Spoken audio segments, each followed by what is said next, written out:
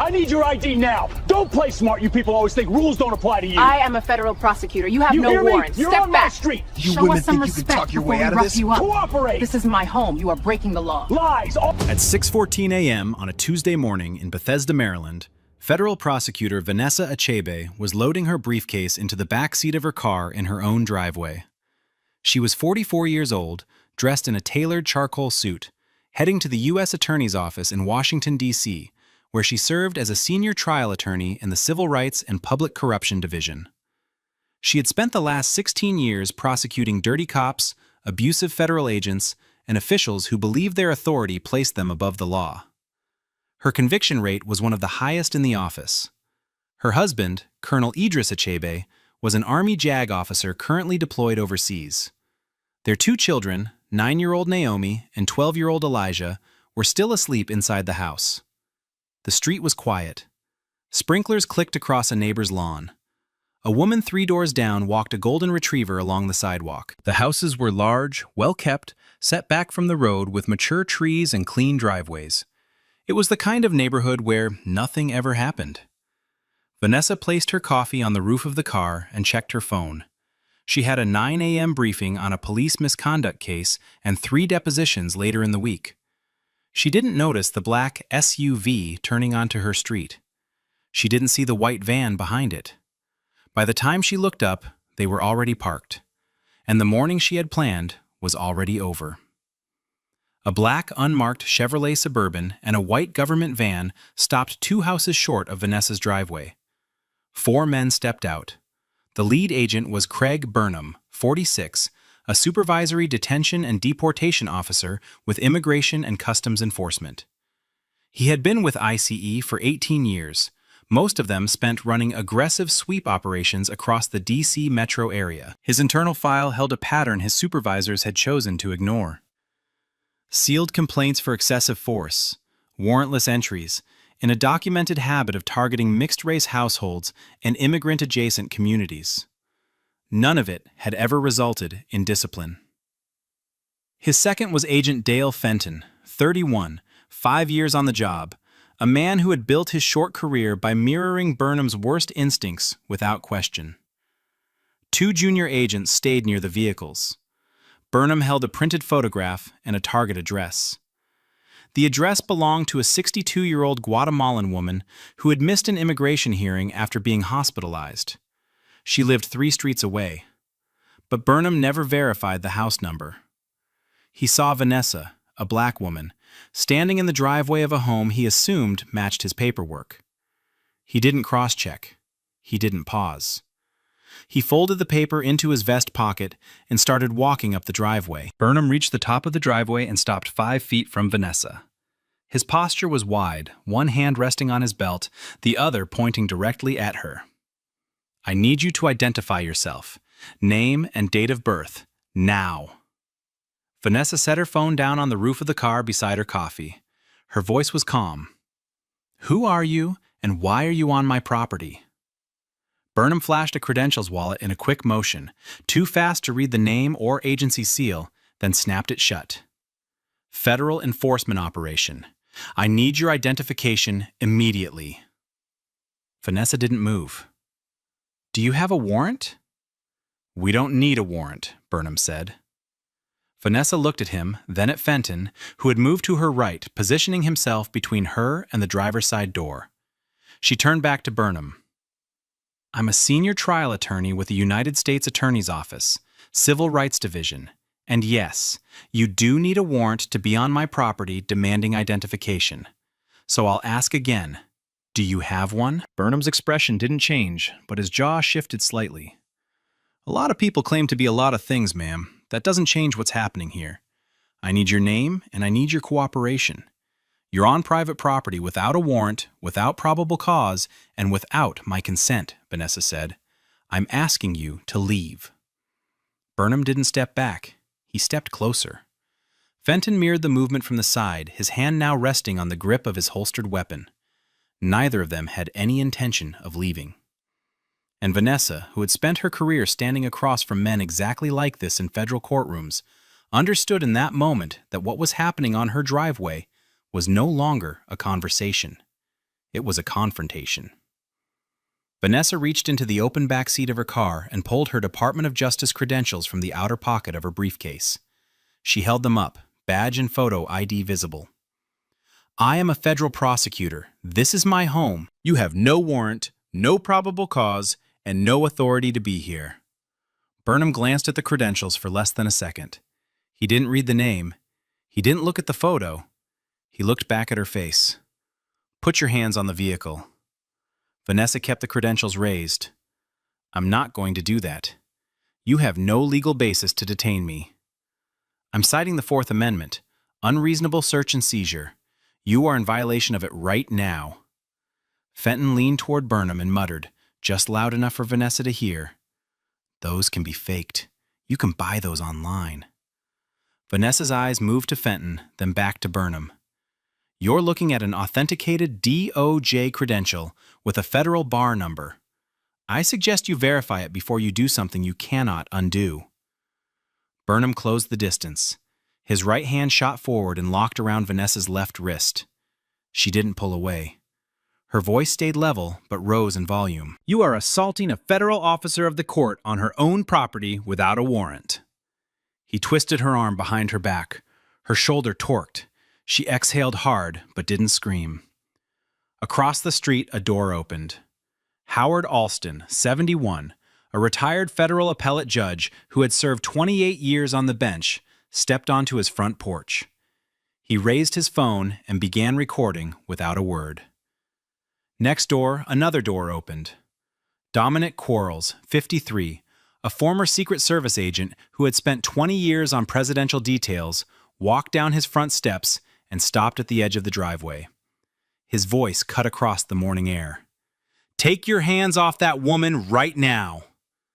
Burnham didn't turn around. Fenton looked over his shoulder at the growing audience, but said nothing. And Vanessa, her arm pinned behind her back, her suit pulling at the shoulder seam, stood completely still. Not because she couldn't resist, but because she knew exactly what would happen to a black woman who fought back against federal agents in her own driveway.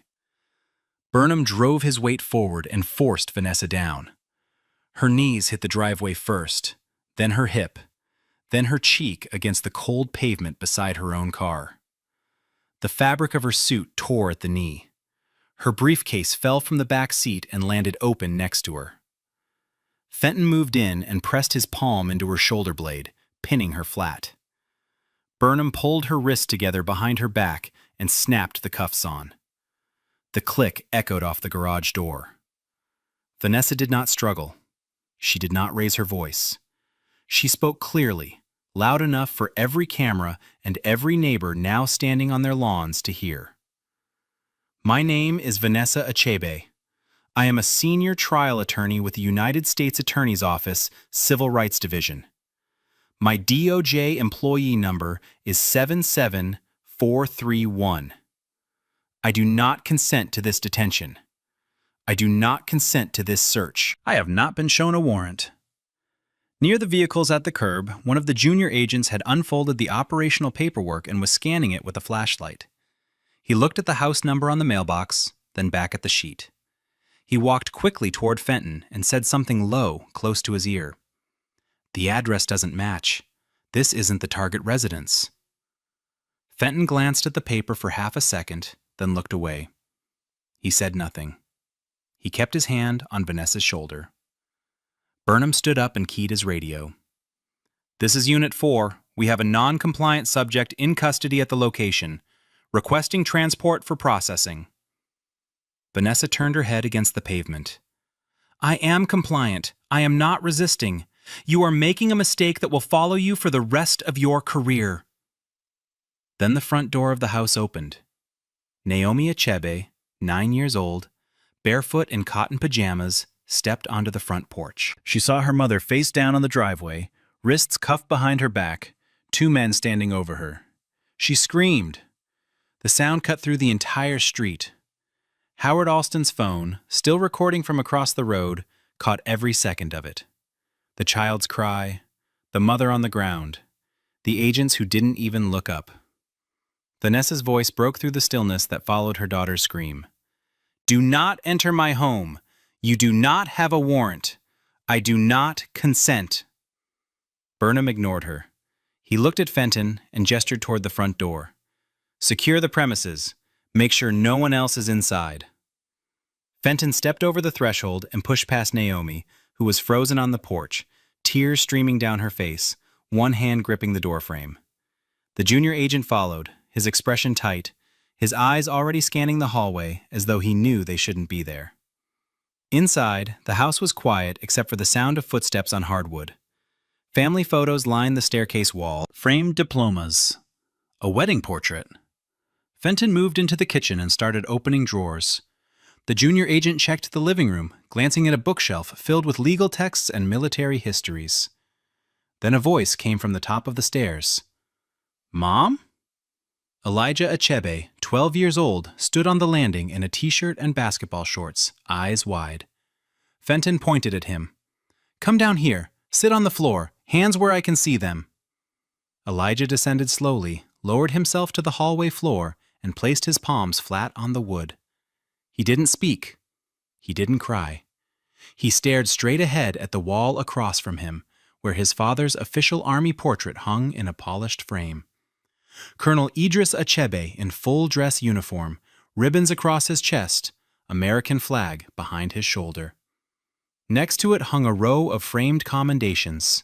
A photo of Vanessa shaking hands with a United States senator, another of her being sworn in by a federal judge, right hand raised, left hand on the Constitution. Fenton stopped in front of the wall. His eyes moved across the frames.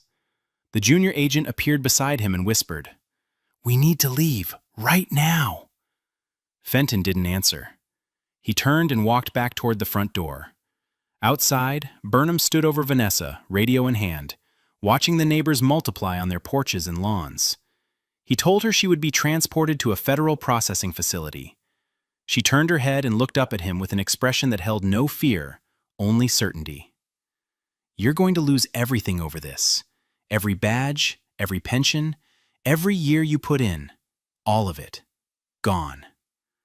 Burnham stared down at her, and for the first time since he had stepped onto that driveway, something behind his eyes shifted. Howard Alston had not stopped recording, but his other hand had already been busy. From his porch, phone braced against the railing, he had made 3 calls in under 4 minutes. The first went to Judge Eleanor Voss, a sitting federal judge on the D.C. Circuit who had served alongside Alston for 9 years before his retirement. The second went to the director of the ACLU's Washington office, a woman he had known for 2 decades. The third went to a senior investigative reporter at the Washington Post. To each of them, he said the same thing. ICE agents have a federal prosecutor in handcuffs in her own driveway. No warrant. Her children are inside. I'm recording everything. At the curb, Dominic Quarles had moved his body directly between the black SUV and the street, blocking any departure. He held his phone at chest level, recording steadily, narrating in a calm, trained voice. I am a retired United States Secret Service agent.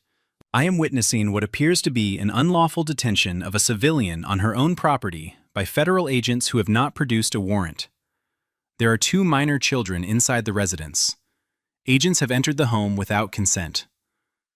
2 more neighbors stepped out. The first was a young woman named Sonia Pfeiffer, 29, a congressional staffer who worked for a member of the House Judiciary Committee. She stood on the sidewalk with her arms crossed, watching in silence, already composing a message to her office on her phone. The second was Renata Molina, 52, a practicing immigration attorney who had handled hundreds of removal cases. She walked directly up to Burnham. Officer, you are in violation of the 4th Amendment, 8 U.S.C. Section 1357, and ICE Directive 11072.1, regarding sensitive locations and warrantless operations. I am documenting every action you take from this point forward. Burnham looked at her. Ma'am, I need you to step back and disperse. Nobody moved. Not Alston on his porch. Not Quarles at the curb. Not Molina 3 feet from Burnham's face. Not Pfeiffer on the sidewalk. And 7 blocks away, inside the U.S. Attorney's office, Vanessa's desk phone had been ringing unanswered for 15 minutes. Her deputy checked the clock and picked up the internal line. The call came in at 7:02 a.m. Vanessa's deputy, a career prosecutor named Lionel St. Pierre, had tried her cell 3 times with no answer. She had never missed a morning check-in, not once in 6 years. He called the DOJ's Internal Security Division. Within 8 minutes, a security officer confirmed that no authorized federal operation had been scheduled in Vanessa's neighborhood that morning. No warrant had been issued with her name or address. No interagency coordination had been filed. By 7:14, the DOJ's Office of the Inspector General had been looped in. By 7:19, a senior DOJ official, whose name would never appear in any public report, picked up a secure line and called ICE headquarters directly. The message was 5 sentences long. You have one of our senior prosecutors in handcuffs in her own driveway. There is no warrant. There is no probable cause. Her children are inside the home. Explain immediately. The ICE field office scrambled. Calls overlapped. Supervisors who had approved Burnham's morning operation without reviewing his target file were now reading it for the first time. Burnham's cell phone rang. His supervisor's voice was tight. Release her. Now. Burnham kept his grip on the radio. She was non-compliant. The situation isn't, release her now and do not say another word. Do you understand me? Not one word. Burnham stared at the phone for a moment, then walked to where Vanessa still lay on the driveway. He knelt down and unlocked the cuffs without speaking. Then he spoke anyway. This could have gone differently if you just cooperated. Vanessa sat up slowly. Her wrists were bruised and red. Her knee was bleeding through the torn fabric of her suit. Her daughter was still crying inside the house. Her son was still sitting on the hallway floor with his hands flat in front of him. 38 minutes had passed since Burnham first walked up her driveway. She looked at him and said nothing. She didn't need to. Everything that was coming for him was already in motion, and every second of it had been recorded. Vanessa sat on the front steps of her own home with her children on either side of her. Naomi pressed into her mother's arm and would not let go. Her small fingers gripped the torn fabric of Vanessa's sleeve, squeezing as though letting go meant it would all happen again. Her face was swollen from crying. Elijah sat on the other side, silent, staring at the place on the curb where the black SUV had been parked. He hadn't spoken a word since Fenton told him to sit on the floor of his own hallway. His hands still rested flat on his knees, palms down, exactly the way he had been ordered to hold them. He was 12 years old, and he had not moved them since. Vanessa's wrists were red and bruised where the cuffs had bitten into her skin. Her right knee bled slowly through the torn charcoal fabric of her suit. Her briefcase still lay open on the driveway where it had fallen. Howard Alston crossed the street carrying a glass of water. He sat down beside her without asking and handed it over. His voice was low. I have 14 minutes of footage, Vanessa. Every second. From the moment he touched you to the moment he took the cuffs off. Dominic Quarles walked up the driveway, phone still in hand. I have it from the street angle, full audio. They entered your home without consent, without a warrant, and without exigent circumstances. Renata Molina appeared beside him and handed Vanessa a single sheet of paper. It was a handwritten summary of every legal violation she had observed, organized by statute, time-stamped from memory. Vanessa looked at it, folded it carefully, and placed it in her jacket pocket. By 8 a.m., she had spoken with the Inspector General's office by phone, retained outside counsel through a former colleague at a civil rights firm, and emailed her supervisor a preliminary incident report with 5 attachments. She did not go to work that day. She drove her children to their pediatrician and requested trauma screening for both of them. Naomi held her arm the entire way. Elijah sat in the back seat and said nothing. By noon, the Department of Justice Inspector General had opened a formal investigation into the conduct of ICE agents at the Achebe residence. The Department of Homeland Security's Office of Professional Responsibility was notified and assigned a parallel review. ICE's Office of Principal Legal Advisor received a federal preservation order covering all body camera footage, GPS vehicle tracking logs, radio transmissions, operational planning documents, and the target file Burnham's unit had used that morning. The operational file was damning before anyone even reached the footage. The target was a 62-year-old Guatemalan grandmother named Lucia Estrada Vélez, who had missed a scheduled immigration hearing 3 months earlier because she had been hospitalized for a cardiac episode. Her address was listed clearly on every page of the file. It was 3 blocks from Vanessa's home. A different street, a different house number. Vanessa's name, address, and photograph appeared nowhere in any document. Burnham had gone to the wrong house and had never checked. Federal investigators then pulled Burnham's body camera records. His camera had not been activated during the operation. A review of his equipment history revealed that his body camera had failed to record during 7 of his prior complaints, every single one involving allegations of excessive force or racial targeting. The pattern was no longer deniable. But the 2 junior agents assigned to the operation had activated their cameras when they exited the van. Their footage captured everything. The approach, the demand for identification, Vanessa holding up her DOJ credentials, Burnham grabbing her wrist, the takedown on the driveway, Fenton pinning her shoulder to the pavement, the cuffs snapping shut, the front door opening, Naomi stepping out in her pajamas, the scream, the agents pushing past a crying child to enter a home they had no legal right to be inside. A 12-year-old boy ordered to sit on the floor of his own hallway with his hands visible. The footage was 22 minutes long, and every frame of it was now in federal hands. Federal investigators pulled Craig Burnham's full personnel file within 48 hours. What they found was not a single lapse in judgment. It was a pattern that stretched across nearly 2 decades. 14 formal complaints had been filed against Burnham during his career with ICE. The allegations were consistent: excessive force, racial targeting, warrantless entries into private residences, verbal intimidation of subjects and their families. 6 of those complaints had been filed by immigration attorneys representing clients Burnham had detained. 3 came from community advocacy organizations documenting patterns in his unit's operations. 2 had been filed by other federal employees who witnessed his conduct during joint operations and found it alarming enough to put on record. Every single complaint had been administratively closed without discipline. Not one resulted in a suspension, a reprimand, or even a formal counseling session. Fenton's file was thinner, but told the same story from a different angle. In every operation where a complaint had been filed against Burnham, Fenton had been present. His behavior mirrored Burnham's precisely. The same language, the same posture, the same refusal to de-escalate. He had never once intervened, questioned an order, or filed an internal concern. Then the emails surfaced.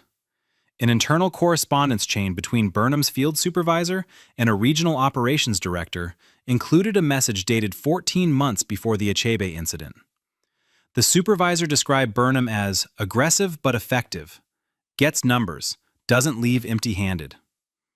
The message made clear what ICE leadership had valued: arrest statistics, closure rates, not constitutional compliance, not civil rights, not the law Burnham had sworn to uphold.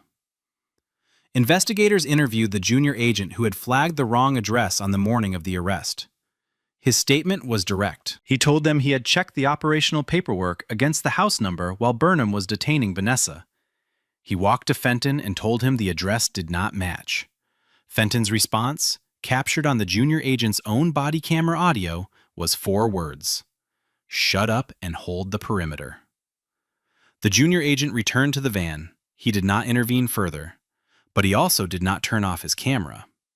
Howard Alston provided his 14 minutes of footage to the Washington Post the following evening. The paper published its story the next morning under a front-page headline that would be read in every newsroom, congressional office, and federal agency in Washington. ICE agents arrest black federal prosecutor in her own driveway without a warrant. The footage went online at the same time. Within 6 hours, it had been viewed more than 2 million times. Cable networks ran segments on loop throughout the day, cycling between Alston's porch footage, Dominic Quarles' street-level recording, and stills pulled from the junior agent's body cameras that had been entered into the federal record. One image dominated everything. Naomi Achebe, 9 years old, barefoot in cotton pajamas, standing in the doorway of her own home, mouth open, screaming, while her mother lay face down on the driveway, in handcuffs 10 feet away. That image was shared across every platform, reprinted in every major newspaper, and projected on screens during 3 separate cable news panels before the end of the first day. It became a symbol that no official statement could contain. Civil rights organizations filed amicus briefs supporting the federal investigation and demanding expanded oversight of ICE field operations. The Congressional Black Caucus issued a formal statement calling for immediate congressional hearings. 3 sitting senators sent a joint letter to the Secretary of Homeland Security demanding Burnham's termination, Fenton's termination, and a full operational audit of Burnham's unit going back 5 years. ICE headquarters released a statement 36 hours after the story broke. It called the incident an operational error currently under review and expressed the agency's commitment to professional standards and accountability. The public response was immediate and furious. Operational error did not explain a man grabbing a federal prosecutor on her own property. It did not explain cuffs on a woman who had shown her DOJ credentials. It did not explain agents entering a home without a warrant and ordering a 12-year-old boy to sit on the floor. And it did not explain the sound of a 9-year-old girl screaming on camera while 4 grown men stood over her mother and did nothing. The phrase operational error trended online for 2 days, not as a defense, as an indictment. A federal grand jury convened 6 weeks after the incident and returned indictments against both agents. Craig Burnham was charged with deprivation of rights under color of law under 18 U.S.C. Section 242, unlawful entry of a private residence, assault on a federal official, and filing a false operational report. The false report charge stemmed from Burnham's post-incident documentation in which he described Vanessa as a non-compliant subject who refused to identify herself and exhibited hostile and evasive behavior. Every word of it was contradicted by 3 separate video recordings and the testimony of 6 civilian witnesses. Dale Fenton was indicted on the same charges minus the false report, with an additional count of conspiracy to deprive civil rights. Prosecutors argued that Fenton had received direct information from the junior agent that the address was wrong, had ignored it, and had continued participating in an unlawful detention and warrantless entry with full knowledge that no legal basis existed for either. The 2 junior agents cooperated fully with federal investigators from the first interview. Neither was charged. One had provided the body camera footage voluntarily before being asked. The other had given a written statement confirming the address discrepancy and Fenton's instruction to shut up and hold the perimeter. Burnham's field supervisor was referred for administrative action on charges of failure to supervise and enabling a documented pattern of civil rights abuse through sustained inaction on complaints. He was not criminally charged, but was stripped of his supervisory role and placed on unpaid leave pending a disciplinary board review. Within the same month, Burnham was terminated from ICE. Fenton was terminated the following week.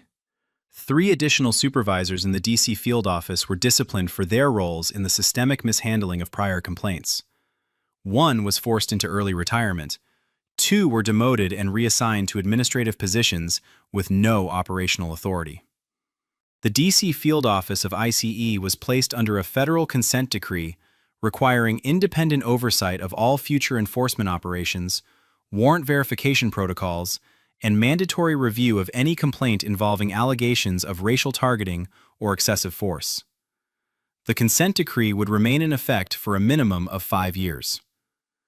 The office that had once described Burnham as aggressive but effective was now answering to a federal monitor who would review every operation before it left the building. The trial of Craig Burnham began on a Monday in the E. Barrett Prettyman United States Courthouse in Washington, D.C. It lasted 2 weeks. The prosecution's case was built around 22 minutes of body camera footage recorded by the 2 junior agents. The jury watched it in full on the first day. They saw Burnham approach Vanessa in her driveway. They heard her identify herself calmly as a federal prosecutor. They watched her hold up her DOJ credentials. They saw Burnham glance at them for less than a second and order her to put her hands on the vehicle. They watched him grab her wrist. They watched him twist her arm behind her back and force her to the pavement beside her own car. They heard the sound of her knees striking the concrete. They saw Fenton press her shoulder flat to the ground. They heard the cuffs click. They heard Vanessa recite her name, her title, her employee number, and her refusal to consent, all while face down on her own driveway. And then they heard the front door open. They saw Naomi step out, and they heard the scream. Several jurors looked away. One pressed a hand to her mouth. The footage continued. Fenton pushing past the child. Elijah ordered to the floor. Agents opening drawers in a home they had no warrant to enter. The wall of photographs and commendations that told them exactly whose house they were standing in. Use of force experts testified over 3 days that there was zero legal or tactical justification for any physical contact with Vanessa. She had identified herself, she had presented credentials, she had not made any threatening movement. Constitutional law professors walked the jury through the Fourth Amendment violations point by point. Warrantless seizure of a person, warrantless entry into a home, absence of probable cause, absence of exigent circumstances. Vanessa testified on the 9th day. She was precise, composed, and unshakable under cross-examination. She described the stop, the demands, the grab, the takedown, the cuffs, the sound of her daughter's voice. She did not raise her voice once. Burnham's defense argued he had been following standard operational protocols and had made a good-faith mistake based on the information available to him. The prosecution dismantled this in closing by displaying the operational file side by side with Vanessa's actual address. The numbers were not close. They were not even on the same street. The jury deliberated for 4 hours. They returned guilty verdicts on every count. Burnham stood motionless as the verdicts were read. Fenton, who had pleaded guilty 2 weeks before the trial in exchange for a reduced sentence, sat in a separate courtroom awaiting his own sentencing. Burnham received 5 years and 4 months in federal prison. Fenton received 2 years and 8 months. The judge, before closing the proceedings, spoke directly from the bench. The Constitution does not have an exception for expediency. It does not have a carve-out for haste, for assumption, or for the arrogance of men who believe a badge exempts them from the law. You terrorized a family in their home because you could not be bothered to check an address. And when you were told you had the wrong house, you did not stop. That is not an error. That is a choice. And today, that choice has consequences. Vanessa filed a federal civil rights lawsuit against ICE, the Department of Homeland Security, Craig Burnham, and Dale Fenton. The complaint cited unlawful detention, excessive force, warrantless entry, assault on a federal official, and intentional infliction of emotional distress on 2 minor children. The evidence was so overwhelming that settlement negotiations lasted less than 3 weeks. The case settled for $4.2 million and sweeping institutional reforms. Mandatory warrant verification protocols requiring agents to confirm target addresses against 2 independent sources before any enforcement action. GPS address confirmation for all operations. Body camera activation as a non-negotiable condition of employment, with automatic termination for any agent who deactivated or failed to record during an operation. And an independent civilian review board with full authority over complaints involving racial profiling or excessive force, reporting directly to the DHS Inspector General and bypassing the chain of command that had protected Burnham for 18 years. Colonel Idris Achebe returned from deployment 5 weeks after the trial. He stood beside his wife at a press conference on the courthouse steps, in full dress uniform, their children between them. He did not speak. He did not need to. Vanessa returned to the U.S. Attorney's Office and was promoted to Chief of the Civil Rights Division. She established a legal defense fund for families targeted by unlawful immigration enforcement. It took on 30 cases in its first 6 months. Naomi Achebe, in a 4th-grade essay, wrote 7 sentences that were viewed more than 4 million times. The last line read, "My mom fights for the Constitution every day. One morning, she had to fight for it in our own driveway." Weeks later, Vanessa walked into the federal courthouse carrying the same briefcase that had fallen open on her driveway that morning. Nothing about her stride had changed. The only difference was that now, when she told a jury no one is above the law, she carried the proof in the scars on her wrists.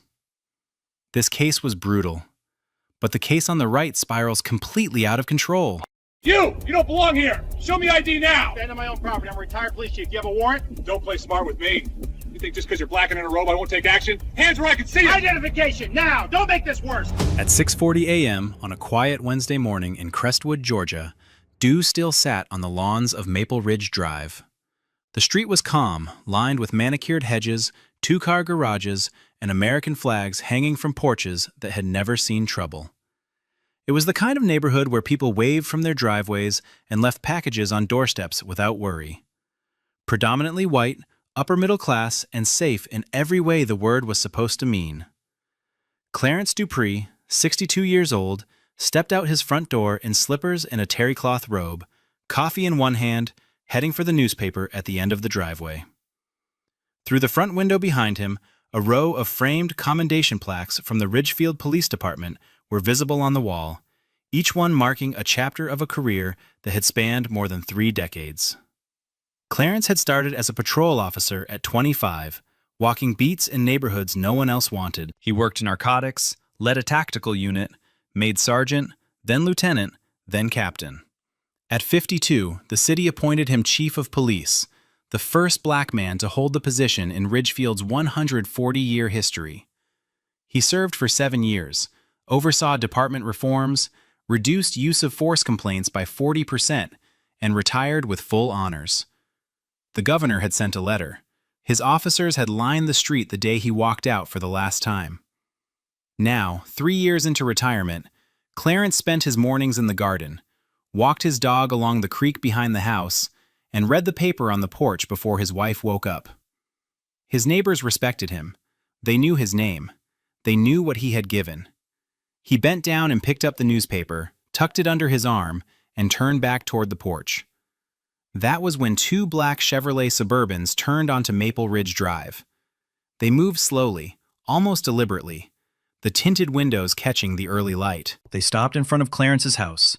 4 men stepped out. All wore tactical vests with the letters ICE printed across the chest. The lead agent was Victor Stelling, 44 years old, 16 years with Immigration and Customs Enforcement. Stelling had built his reputation on aggressive field operations, the kind that generated numbers for quarterly reports and complaints from immigration advocacy organizations in equal measure. His file contained 9 formal complaints over the past 6 years, ranging from unlawful entry to excessive force during detentions. None had resulted in discipline. He had learned, like so many before him, that the system would absorb the complaints and keep him on the street. His partner was Kyle Fenton, 31, 5 years on the job, a younger agent who had attached himself to Stelling early and never let go. Fenton mimicked Stelling's language, copied his approach, laughed at the same jokes, and never once questioned a decision in the field. 2 additional agents stayed near the vehicles, hands on their belts, scanning the quiet street like they had rolled into a threat zone. They were supposed to be looking for an undocumented immigrant connected to a residence 3 blocks east. The address didn't match. The name didn't match. Nothing about Clarence Dupree's home had any connection to their operation. But Stelling had spotted something from behind the windshield as they passed. A black man standing in the driveway of a house that, in his judgment, didn't seem to belong to someone who looked like that. He didn't check the file. He didn't confirm the address. He didn't radio dispatch. He just pulled over, stepped out, and started walking toward Clarence with the kind of certainty that only comes from years of never being held accountable. Fenton followed a step behind, right hand resting on his belt. Clarence looked up from his driveway, newspaper under one arm, coffee still warm in his hand, and saw 4 federal agents approaching his front lawn. His posture straightened, not out of fear, but out of recognition. After 34 years in law enforcement, he knew exactly what he was looking at. And he knew, with the instinct of a man who had spent his life on the other side of the badge, that what was about to happen had nothing to do with any warrant. Stelling closed the distance fast, stopping 3 feet from Clarence with the kind of proximity that wasn't professional. It was territorial. He looked Clarence up and down, eyes moving over the bathrobe, the slippers, the newspaper. "I need to see some identification." His voice wasn't a request. It was a command, wrapped in the assumption that it would be obeyed without question. Clarence didn't flinch. He had heard that tone thousands of times across 34 years, had trained officers to never use it unless the situation demanded it. This situation didn't. He kept his hands visible, coffee still in one, newspaper tucked under the other arm. "Good morning. What's this about?" Stelling's jaw tightened. "I said I need identification. Now." Fenton moved to Clarence's right side, cutting off the path to the front door. His hand stayed near his belt. Clarence noted the positioning instinctively. A flank. He had taught that formation himself to patrol teams. 2 points of control on a single subject. Standard for a threat. Absurd for a man in slippers holding a newspaper. "I'm a retired law enforcement officer," Clarence said, his voice steady and clear. "Retired chief of police, Ridgefield PD. I've lived at this address for 11 years. Do you have a warrant?" Stelling didn't answer the question. He didn't acknowledge the career. He didn't ask for clarification. He looked at Clarence the way he had looked at dozens of people before him, people whose answers didn't matter because the decision had already been made. "Put your hands where I can see them. Both of them." Clarence lowered the newspaper slowly. "I'm standing on my own property in a bathrobe. I've identified myself verbally. I'm asking again, do you have a warrant for this address?" Stelling stepped closer. Close enough that Clarence could smell the coffee on his breath. "We'll determine whose property this is." Across the street, a curtain shifted. 2 houses down, a garage door that had been halfway open stopped moving. A woman in a second-floor window pressed her face closer to the glass. Maple Ridge Drive was waking up, and what it was waking up to was something it had never seen before. Clarence kept his voice calm. "My ID is inside the house. I'm happy to go get it."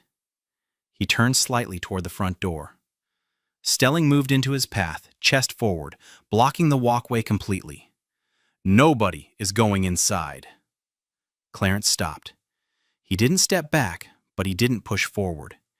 He understood what was happening. He had seen it from the other side enough times to know. The moment an officer decides the subject isn't getting the benefit of the doubt, every option closes. You go for your ID, you're making a sudden move. You stand still, you're being uncooperative. You ask questions, you're being combative. There is no right answer, because the answer was never the point. "I am not resisting," Clarence said. His voice was louder now, not aggressive, but deliberate, projected. The voice of a man who knew that witnesses mattered. "I am a retired police chief. I am unarmed. I am on my own property." Stelling's mouth curved slightly. "Sure you are." He turned to Fenton. "Cuff him." Fenton moved immediately. His hand locked around Clarence's left wrist and pulled it behind his back. Clarence didn't resist. He kept his body loose, his feet planted. "Do you have a warrant for this address?" he asked again. No one answered. Stelling stepped forward and drove his palm into Clarence's upper back, shoving him against the side of his own truck parked in the driveway. The impact was hard enough to knock the air from his chest. His bathrobe tore at the shoulder seam. The coffee mug slipped from his hand and shattered on the concrete, brown liquid spreading across the driveway in a slow, dark stain. Fenton wrenched both arms back and snapped the cuffs on, ratcheting them 2 clicks tighter than necessary. Clarence's cheek pressed against the cold metal of the truck bed. His breath fogged against the surface. From where his face rested, he could see his front porch. The American flag hung still in the windless morning. The commendation plaques were just visible through the window, and somewhere behind him, the 2 men who had put him in cuffs hadn't once looked at a warrant, checked an address, or confirmed a name, because none of that had ever been the point. The first door to open was Ruth Engelman's. She was 71 years old, a retired schoolteacher who had lived next door to Clarence for 20 years. She had watched him build the garden bed along the fence line. She had brought over pie the week he moved in and had never stopped. She stepped onto her porch in a housecoat, one hand on the railing, and saw Clarence Dupree face down against the side of his own truck, hands cuffed behind his back, bathrobe torn, surrounded by men in tactical vests. Her voice carried across the yard like a bell. "That's Chief Dupree! What are you doing to him? He lives here!" Stelling didn't turn. Fenton glanced over his shoulder. "Ma'am, go back inside." "I will not go back inside. That man is my neighbor. He's a retired police chief. You have no business putting your hands on him." Across the street, a front door opened. Donald Pratt, 64, a white retired firefighter with 30 years on the job, stepped out with his phone already raised and recording. He didn't say a word at first. He just aimed the camera and started walking closer. "What are your badge numbers?" Donald asked. His voice was flat, direct, the tone of a man used to emergencies. Stelling turned now. "Sir, I need you to step back and go inside. This is a federal operation." Donald didn't move.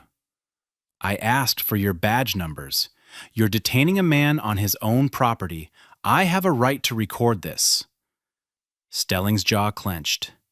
"If you interfere with a federal operation, I will charge you with obstruction." "Try it," Donald said. "I'm standing on a public sidewalk. 2 houses down, a young couple, Liam and Sophia Garrett, appeared in their upstairs window, phone pressed against the glass, recording from an elevated angle that captured the full scene. The driveway, the SUVs, the agents, Clarence's torn robe, the shattered mug. Another neighbor opened a garage door. A woman on the corner stopped mid-jog and pulled out her phone. Fenton looked at the growing audience and leaned toward one of the backup agents near the vehicles. "Keep the civilians back." The agent stepped forward but stopped at the edge of the sidewalk, unsure of how far his authority reached on a residential street where no crime had been committed. Ruth hadn't moved. She stood on her porch, arms crossed, watching with the kind of fury that comes from witnessing something you know is wrong and refusing to look away. At least 5 phones were recording now. The entire cul-de-sac had become a witness. And not one of those cameras showed a warrant, a file, or a single legitimate reason for what was happening in Clarence Dupree's driveway. Stelling opened the rear door of the lead Suburban and guided Clarence inside with a hand on the back of his head. No explanation was given, no Miranda rights were read, no paperwork was shown. Clarence sat in silence, hands cuffed behind him, the torn bathrobe hanging open, slippers still on his feet. The seat smelled like disinfectant and sweat. The partition between the back and front was solid, no handle on the inside. He had sat on the other side of that partition for decades. He knew exactly what it meant to be behind it. The SUV pulled away from Maple Ridge Drive while Ruth still stood on her porch and Donald still held his phone in the air. Fenton rode in the passenger seat. Stelling drove. Neither spoke to Clarence. Neither acknowledged that the man in the back had told them 4 times who he was, had asked 3 times for a warrant, and had not once raised his voice or moved his hands. The drive took 40 minutes. The regional ICE processing facility was a gray concrete building behind a chain-link fence topped with razor wire. Clarence was walked through a side entrance, past a metal detector, into a fluorescent-lit processing area where he was photographed against a white wall, fingerprinted on a digital scanner, and handed a clear plastic bag for his personal belongings. He had nothing to put in it. He had been taken from his driveway before he could grab his wallet, his phone, or his dignity. He was placed in a holding room with a metal bench bolted to the wall and a camera in the ceiling corner. The door locked behind him. When the intake officer ran his information and Clarence again stated clearly that he was a United States citizen and a retired chief of police, the officer paused. He looked at the screen, then at Clarence, then back at the screen. Something in his expression shifted. He stepped out of the room. Stelling was waiting in the corridor. The intake officer said something Clarence couldn't hear. Stelling's response carried through the door. "Process him like anyone else. We'll sort it out." Clarence sat on the metal bench, back straight, wrists raw from the cuffs that had only just been removed. He asked for a phone call. He was told it would be arranged. 2 hours passed before anyone came back. 2 hours in a locked room in slippers and a torn robe, with no charges, no explanation, and no record of why he was there. When the phone was finally placed in front of him, Clarence dialed the one number he knew would turn a local mistake into a federal reckoning. Clarence dialed his son's number from memory. Nathaniel Dupree, 36, was an Army JAG attorney stationed at Fort Liberty. He had spent the last decade in military law, handling cases that required precision, patience, and an understanding of how systems worked and how they failed. When his phone rang at 9:14 a.m. and he heard his father's voice, steady but stripped of its usual warmth, the patience disappeared. Nathaniel listened for 90 seconds. Then he hung up and went to work. His first call was to the ICE Regional Field Office. He identified himself as Captain Nathaniel Dupree, U.S. Army Judge Advocate General's Corps, and demanded his father's immediate release. He was told the matter was under review. "Under review," Nathaniel repeated. "You detained a 62-year-old U.S. citizen with no warrant at an address that isn't connected to any active operation. What exactly is under review?" The line went to hold. Nathaniel didn't wait. His next call went to the Ridgefield Police Department, where his father had served for 34 years. Officers who had worked under Clarence still walked those halls. The name Dupree still carried weight there. Word moved fast. Within the hour, Yvonne Saunders, Clarence's former deputy chief and now acting chief of the department, picked up her phone and called ICE directly. She confirmed Clarence's full name, date of birth, citizenship, address, rank, and career history. She was told they were verifying the information. Saunders' voice didn't rise. It didn't need to. "You arrested a 34-year law enforcement veteran in his bathrobe in his own driveway with no warrant. What exactly are you verifying?" There was silence on the other end. Saunders continued, "I'm going to give you my direct number, and then I'm going to call the Department of Justice. You have 1 hour to make this right before it stops being a phone call and becomes a federal incident."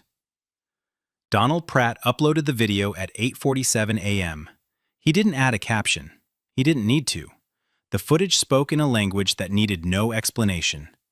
It showed the full arrest from the sidewalk, Stelling's aggressive approach, Clarence's calm compliance, the demand for identification, the refusal to answer questions about a warrant, the shove against the truck, the torn bathrobe, the coffee mug shattering on the concrete. Ruth Engelman's voice cutting across the yard. "That's Chief Dupree! What are you doing to him?" By noon, the video had 200,000 views. By evening, it had crossed 2 million. Local news stations ran it first, then national outlets picked it up. The headline wrote itself, and every network ran some version of the same words. ICE agents arrest retired black police chief in his own driveway. No warrant, no cause. The comments came in waves. Veterans groups issued statements. Police associations called it a disgrace to the badge. Civil rights organizations demanded an investigation. Retired officers from departments across the country shared the video with one line: "That could have been any of us." The Garrett couple's footage from the upstairs window added a second angle, wider, showing the full cul-de-sac, the SUVs, the backup agents standing uselessly by the vehicles, while a 62-year-old man in slippers was cuffed on his own property. That footage was reposted by accounts with millions of followers. The optics were devastating, and they were undeniable. A decorated black law enforcement leader who had spent his life protecting his community, treated like a fugitive in front of his neighbors, on a lawn he had mowed for 11 years, beneath a flag he had earned the right to fly, and every second of it had been captured by the people who knew him best. By midday, the video had reached the desks that mattered. ICE leadership in Washington was briefed. The regional field office director pulled the operational file for Stelling's unit and within minutes confirmed what Clarence had said from the beginning. There was no warrant for his address. There had never been one. The target of the operation was a residence 3 blocks east on a different street with a different house number. Stelling had never verified the address before stepping out of the vehicle. He had never cross-referenced the file. He had never contacted dispatch. He had seen a black man in a nice neighborhood and made a decision that bypassed every protocol his training was supposed to enforce. An internal review of Stelling's record surfaced a memo that should have ended the conversation years ago. He had been flagged twice before, once for conducting an enforcement operation at an incorrect address in Gwinnett County, where agents entered the wrong home and detained a legal resident for 4 hours. Once for excessive force during a routine detention in Cobb County, where a complaint described Stelling shoving a handcuffed man into the side of a vehicle hard enough to crack a rib. Both complaints had been filed. Both had been reviewed. Both had been closed with no discipline, no retraining, no consequence. The system had looked at Victor Stelling twice and decided he was not a problem. Now the system was watching a video with 6 million views that proved otherwise. The regional director ordered Clarence's immediate release. No formal charges had ever been filed. No probable cause had ever existed. Clarence was driven back to Crestwood in the same SUV that had taken him. The ride was silent. No apology was offered. When the vehicle turned onto Maple Ridge Drive nearly 7 hours after he had been taken from it, the street looked nothing like it had that morning. News vans lined the curb. Cameras were already rolling. Clarence stepped out of the SUV in the same torn bathrobe and slippers he had been wearing when they took him. The cameras caught everything. The raw marks on his wrists, the stiffness in his shoulders, the way he paused for a moment on his own driveway and looked at the spot where his coffee mug had shattered that morning, the stain still visible on the concrete.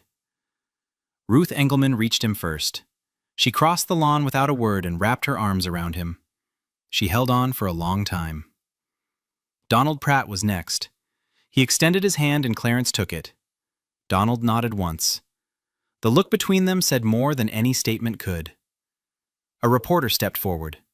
"Chief Dupree, do you have anything to say?" Clarence looked at the camera. His voice was steady, but thinner than it had been that morning, worn down by 7 hours of concrete walls and fluorescent lights, and silence. "I gave 34 years to law enforcement. I believed in the badge. I dedicated my life to what it was supposed to stand for. Today, that badge was used against me because of the color of my skin, on my own property, in front of my neighbors, without a warrant or a reason." He paused. "That's not law enforcement. That's something else." Inside the house, his wife Evelyn Dupree, 60, a retired school principal, sat at the kitchen table with her hands trembling around a glass of water she hadn't touched. She had watched the arrest from the bedroom window that morning. She had seen the agents grab him, shove him, cuff him against his own truck. She had wanted to run outside, but she was terrified that if she did, if she moved too fast or spoke too loud, they would put their hands on her too. Or worse, they would use her presence as an excuse to escalate. So she stood behind the glass and watched them take her husband. When Clarence sat down beside her, she looked at him with eyes that hadn't stopped crying for hours. "I watched them take you, and I couldn't breathe. I kept thinking, what if Nathaniel hadn't been a lawyer? What if no one had been filming?"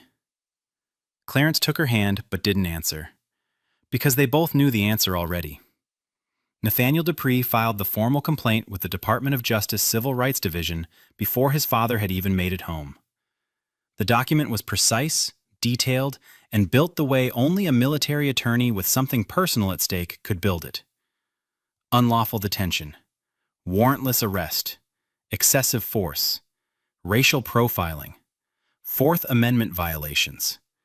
Every claim supported by witness testimony, neighbor video from multiple angles, and the timeline of an operation that had no legal basis from the moment the SUVs turned onto Maple Ridge Drive. The DOJ opened an investigation within 48 hours. The case was assigned to a senior civil rights prosecutor who had handled federal law enforcement misconduct cases for over a decade. Simultaneously, the Congressional Black Caucus issued a public statement demanding full accountability and transparency from ICE leadership. A senior senator on the Judiciary Committee called for formal hearings on ICE field operation protocols, citing the arrest as evidence of systemic failure. The DHS Inspector General opened a parallel investigation into Stelling's unit, its operational history, and the supervisory chain that had allowed 9 prior complaints to disappear into filing cabinets. Internal records were subpoenaed, and then the body camera footage arrived. Stelling and Fenton had not been wearing body cameras during the arrest, a direct violation of agency policy.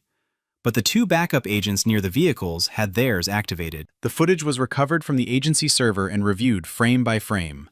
It confirmed everything the neighbors had recorded, and more. Clarence was compliant from the first moment. He identified himself clearly, multiple times. He never raised his voice. He never moved aggressively. He asked for a warrant 3 times and received no answer. The footage showed Stelling initiating physical contact without provocation, and Fenton applying cuffs to a man who had done nothing but stand in his own driveway. Federal investigators watched the footage in a closed briefing room. No one in that room needed to watch it twice. The investigation moved fast because the evidence didn't require interpretation. It required a shovel. The deeper investigators dug into Stelling's unit, the worse it got. Operational records showed a pattern that was impossible to dismiss as coincidence. Over the past 4 years, Stelling's team had conducted 86 field operations in predominantly white neighborhoods across the greater Atlanta metro area. In 61 of those operations, the individuals stopped, detained, or questioned were Black or Latino residents who had no connection to any active immigration case. They were homeowners, renters, commuters, people walking dogs or checking mailboxes, or sitting in parked cars in neighborhoods where someone decided they didn't belong. Complaints from 14 prior incidents were pulled from internal files. Every single one involved a person of color. Every single one had been dismissed internally with language that read like a template. Officer acted within operational discretion. Insufficient evidence to support claim. No further action recommended. Fenton's records added another layer. Investigators found that on 3 prior operations, he had written after-action reports containing fabricated details designed to retroactively justify warrantless stops. In one report, he described a subject as evasive and non-compliant. Witness statements from that same stop described the subject as cooperative and confused. The lies had never been questioned because no one had ever looked. Then came the testimony that broke the case open. A junior agent in Stelling's unit named Omar Bashir requested a meeting with federal investigators. Bashir, 28, had been with ICE for 3 years and assigned to Stelling's team for the last 18 months. He described a culture of racial targeting that operated on instinct rather than evidence. Stelling routinely told his team to trust your gut about who looks like they belong in certain neighborhoods. Bashir said he had filed an internal complaint 6 months before the Dupree arrest, describing the pattern in writing and naming specific incidents. The complaint was received, logged, and never acted on. No one had followed up. No one had interviewed him. No one had reviewed the operations he cited. The system had been told exactly what was happening inside Stelling's unit. It chose not to listen.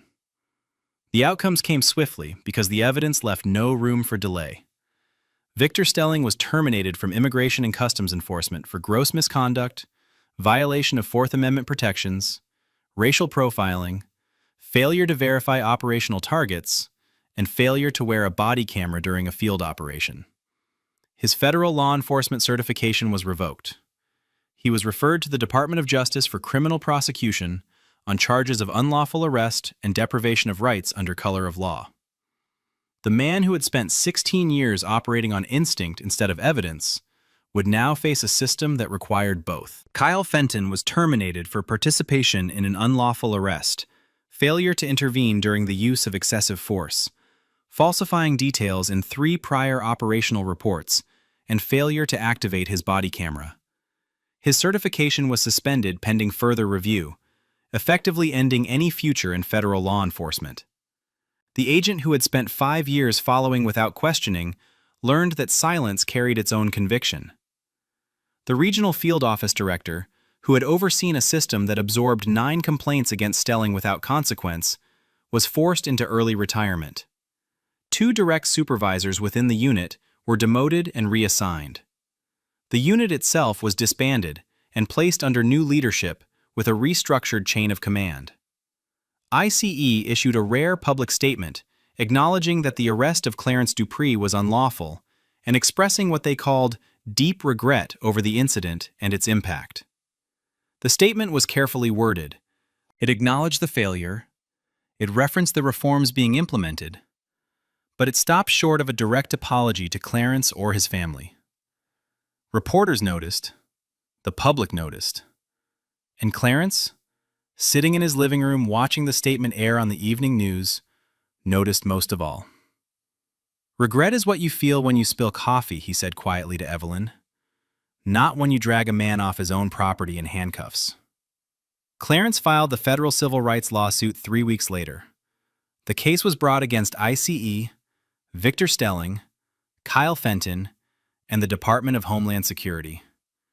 It cited unlawful arrest, excessive force, Fourth Amendment violations, racial profiling, and intentional infliction of emotional distress. Evelyn Dupree was named as a co-plaintiff for the emotional damages she suffered, watching her husband be detained from their bedroom window, unable to intervene, unable to breathe, unable to do anything but stand behind glass while the people who were supposed to protect them put her husband in cuffs. The evidence was overwhelming. Neighbor videos from 5 angles, body camera footage from the 2 backup agents, internal operational records showing the wrong address, Stelling's 9 prior complaints, Fenton's falsified reports, Omar Bashir's whistleblower testimony, and the internal memo that proved the agency had been warned about Stelling twice and chose to do nothing. The case never made it to trial. The government settled for a multi-million-dollar amount that legal analysts described as one of the largest individual payouts in a federal civil rights case involving ICE. But the money was only part of it. As part of the settlement, the Department of Homeland Security agreed to mandatory warrant verification protocols, requiring field confirmation of target addresses before any engagement, required body camera activation for all field operations, with zero-tolerance enforcement for non-compliance, independent civilian review of all complaints involving racial profiling or discriminatory conduct, and a complete redesign of implicit bias training developed in partnership with civil rights organizations. Clarence donated a significant portion of the settlement to establish a legal defense fund for citizens wrongfully detained by federal agents, people who didn't have a son in the JAG Corps, neighbors with cameras, or a career that demanded recognition. People who had no one to call. Now they would. Weeks later, Clarence Dupree sat on his front porch at 6:40 in the morning. Same slippers, same robe, new coffee mug. The newspaper was tucked under his arm. The garden along the fence line was freshly tended, the beds he had planted the spring before now in full bloom. The American flag hung from the same hook it had always hung from, catching the first light the way it did every morning on Maple Ridge Drive. Ruth Engelman waved from her porch next door. Donald Pratt nodded from his driveway. The street was quiet again. But something had changed. Not the street. The street looked the same as it always had. What changed was what people now understood could happen on it.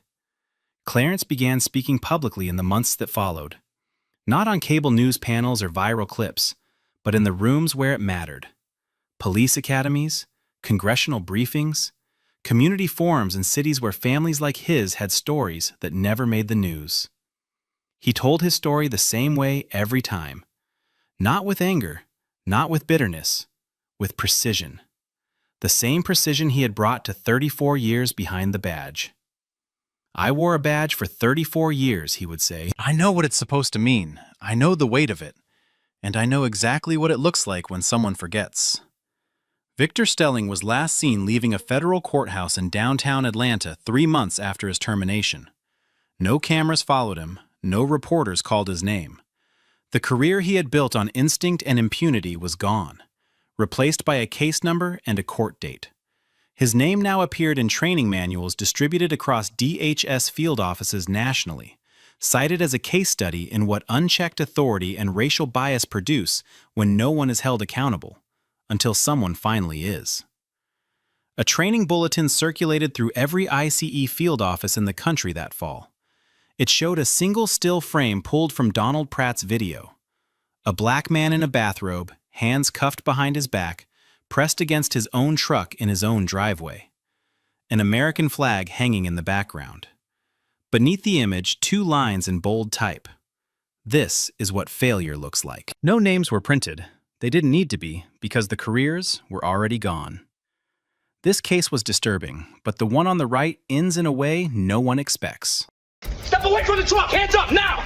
I live here. What's this about? Don't lie to me. We know who you are. My name is Elijah Drummond. I'm a U.S. citizen. Yeah, that's what you all say when you get caught! You're on my injury. I'm not resisting. What's going on over there? At 6:42 a.m. on a quiet residential street in Columbus, Georgia, 3 unmarked black SUVs blocked the driveway of a single-story brick home with an American flag hanging from the porch. 6 ICE agents in full tactical gear surrounded a black man in gym shorts and a faded army t-shirt as he loaded a toolbox into the bed of his pickup truck for work. Before he could turn around, 2 agents grabbed him by the arms, forced him face down onto his own concrete driveway, and zip-tied his wrists behind his back. They were shouting about a deportation warrant. The man was Staff Sergeant Elijah Drummond, retired, a United States citizen born 38 years ago in the same city where his face was now pressed into the pavement. He was a Purple Heart recipient, a 2-tour combat veteran who had taken shrapnel in Fallujah, protecting the same flag now stitched onto the sleeves of the men pinning him down. The agents had no judicial warrant, no criminal warrant, no arrest order with his name on it. They had the wrong address, the wrong target, and the wrong man. And standing at the screen door 6 feet away, watching her father held to the ground by armed strangers, was his 7-year-old daughter Nyla, screaming so loudly the neighbors could hear it from inside their homes. Before we go any further, comment where in the world you are watching from, and make sure to subscribe because the next story is one you don't want to miss. Elijah Drummond had lived in Columbus his entire life. He grew up on the South Side, raised by a single mother who worked double shifts at the textile plant. He was quiet, disciplined, and built for structure.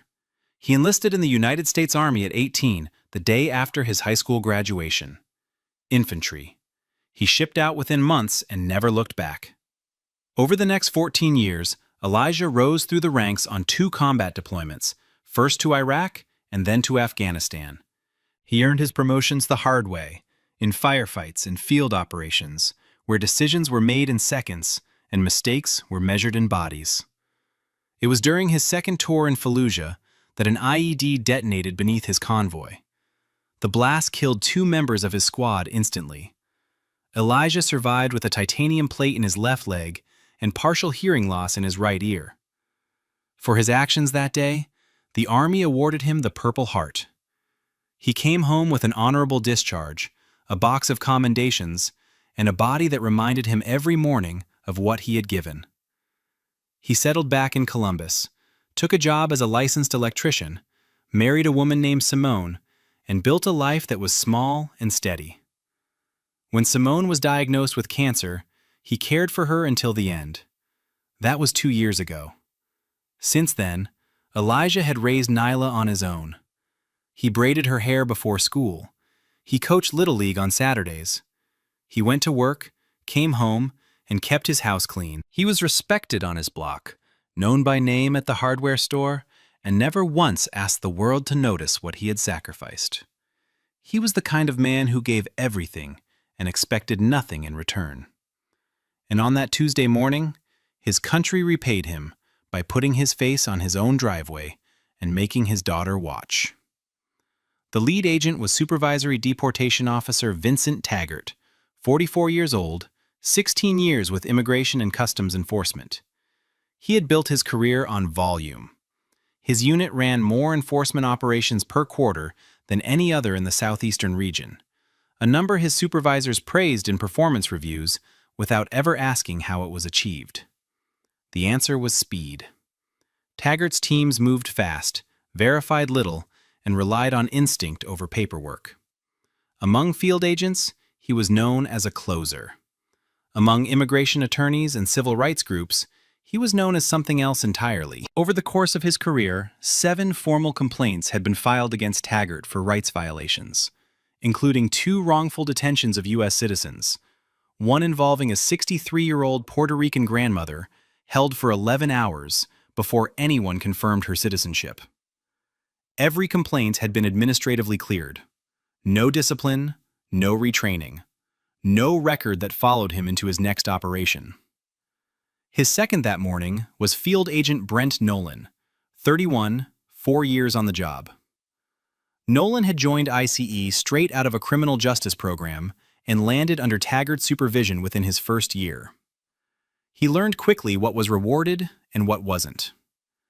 Taggart liked agents who moved when he moved, talked when he talked, and never questioned a call in the field. Nolan became that agent. He mirrored Taggart's aggression because it earned approval, and he stayed silent when things went wrong because that earned even more. That morning, the team had been dispatched to execute an administrative deportation warrant for a Guatemalan national named Carlos Mejia Solano. The target address was 412 Birchwood Lane. Elijah Drummond lived at 414 Magnolia Drive, 2 blocks south. The names didn't match. The addresses didn't match. But Taggart never verified either one. He saw a black man outside a house in the general vicinity and decided that was close enough. Taggart reached Elijah before he even had time to set the toolbox down. "Step away from the vehicle. Hands where I can see them." Elijah turned slowly, palms open, arms at his sides. "I live here. What's going on?" 2 agents flanked him immediately. A third stood near the truck bed, hand on his holster. Taggart didn't answer the question. "Are you Carlos Mejia Solano?" Elijah's brow furrowed. "Number. My name is Elijah Drummond. I'm a U.S. citizen. This is my house." Taggart stepped closer. "We have a warrant. Turn around." Elijah kept his voice steady. "Sir, my ID is inside the house. My daughter is right there. Let me show you who I am." Taggart glanced at the screen door where Nyla stood in her pajamas, eyes wide, hands pressed to the mesh. He looked back at Elijah without acknowledging her. "Turn around. Now." Elijah complied. He placed his hands behind his back slowly, deliberately, the same way he had been trained to move in situations where one wrong gesture could change everything. 2 agents grabbed his arms and forced him down. His knees hit the concrete first, then his chest, then the side of his face. The impact reopened a scar above his left eyebrow. Zip ties were cinched around his wrists so tightly the plastic cut into his skin within seconds. Then Nolan knelt on his back. The knee landed directly on the lower left side, exactly where the shrapnel had torn through muscle and tissue 14 years earlier in Fallujah. Elijah's breath left him in a sharp gasp. "I have a combat injury. You're on my wound. Please move your knee." Nolan pressed harder. "Stop talking." Elijah gritted his teeth, face against the pavement, eyes squeezed shut. "I'm not resisting. I'm telling you, I'm injured." "Shut up," Nolan said. Across the street, a door opened. Gwendolyn Price, 68 years old, a retired school teacher who had lived in the neighborhood for over 30 years, stepped onto her porch in a bathrobe. She saw the SUVs, the tactical gear, and Elijah face down on his own driveway. She went back inside, came out with her phone, and began recording without saying a word. 2 houses down, Franklin Osei watched from his front window, then picked up his phone and dialed 911. "There are armed men in tactical gear on my neighbor's driveway. They've got him on the ground. I don't know who they are. There's no marked vehicles. Please send someone." And through it all, Nyla stood at the screen door, crying, calling out the only word that mattered. "Daddy, Daddy, Daddy." Not one agent turned to look at her. Taggart stood over Elijah and keyed his radio. "Dispatch, confirm physical description on target Mejia Solano." There was a pause, then the dispatcher's voice came back flat and clear. "Target is male, 5'6", approximately 140 pounds, age 27. Taggart looked down at Elijah. Elijah was 6'2", over 200 pounds, and 38 years old. The name was wrong. The height was wrong. The age was wrong. Everything was wrong. Taggart released the radio button and said nothing for a long moment. Then he turned to Nolan, who still had his knee on Elijah's back. "Keep him restrained. We're sorting this out." Elijah spoke through clenched teeth. "There's nothing to sort out. My name is on the mailbox. My ID is inside the front door. You have the wrong person." Taggart didn't respond.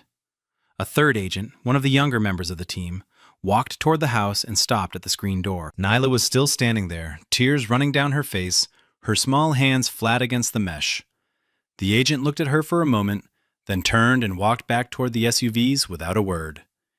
He didn't speak to her, didn't tell her it was going to be okay, didn't call for anyone to come be with her. He just left a 7-year-old girl standing alone behind a door, watching her father bleed on the concrete. From across the street, Gwendolyn Price raised her voice for the first time. "That man is a veteran. He's lived in that house for years. You have the wrong person." Taggart turned toward her porch. His expression didn't change. "Ma'am, we determine who's who, not you. A lot of people claim things they're not." The words carried clearly across the morning air. Gwendolyn's phone caught every syllable. So did the Ring doorbell camera mounted on Franklin Osei's front door directly across the street, recording in high definition with a timestamp in the corner of the frame. Gwendolyn didn't lower her phone. She didn't go back inside. She stood on her porch in her bathrobe and kept recording. Because she had spent 30 years teaching children the difference between right and wrong, and she knew exactly which one she was looking at.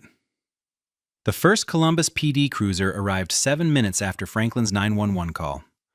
Officer Janelle Sutton stepped out, assessed the scene quickly: 3 unmarked SUVs, 6 agents in tactical gear, a man face down on a residential driveway, and a child visible through the screen door of the home. She approached with her hand near her radio, not her weapon. Then she saw his face. She stopped walking. "That's Sergeant Drummond."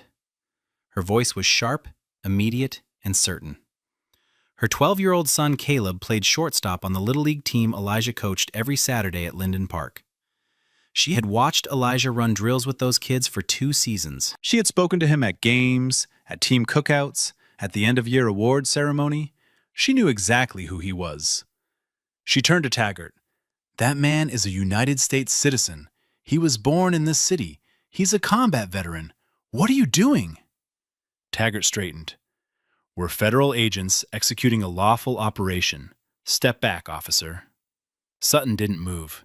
She looked at Elijah's face, the blood above his eyebrow, the zip ties cutting into his wrists, the swelling along his left side where Nolan's knee had been pressing for nearly 15 minutes. She keyed her radio. "Sergeant Covington, this is Sutton at Magnolia Drive. I need a supervisor here now.